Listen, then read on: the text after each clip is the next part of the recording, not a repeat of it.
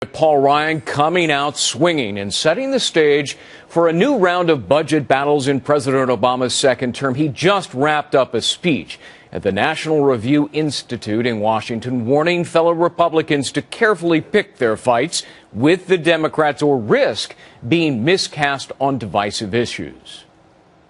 The way he tells it, it's the president and only the president who's trying to fix our bridges, to feed our children, to care for our seniors, to clean our water. Frankly, he must be exhausted. I know we are. But we can't get rattled. We won't play the villain in his morality plays. We have to stay united.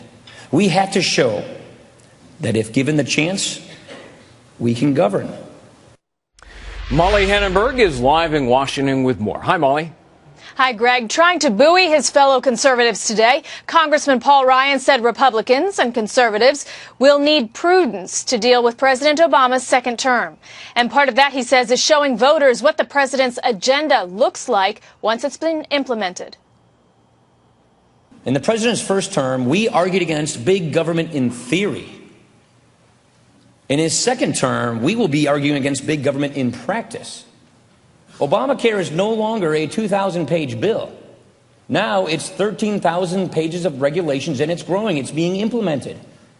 This year, the law will restrict our ability to use flexible spending accounts. It will even raise taxes on life-saving medical devices.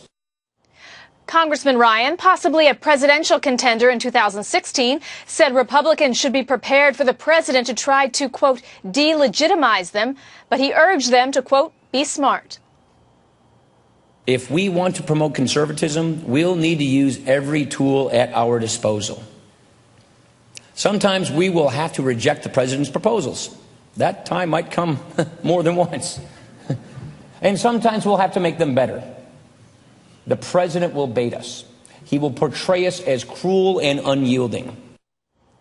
The White House says the president wants both parties to come together and act for the good of the country. Press Secretary Jay Carney said in an off-camera gaggle this week that the president believes that, quote, we need to compromise, not be absolutists, but agree that the need to act on behalf of the American people should compel us to make reasonable compromise while we stick to our principles. And that's the approach he's taken since he entered the White House, and it's the approach he intends to take in the second term. Congressman Ryan says he doesn't think Republicans are in the political wilderness since they control the House and most state legislatures, but he says the party needs to broaden its appeal. Greg? Molly Hannenberg live in Washington. Molly, thanks very much.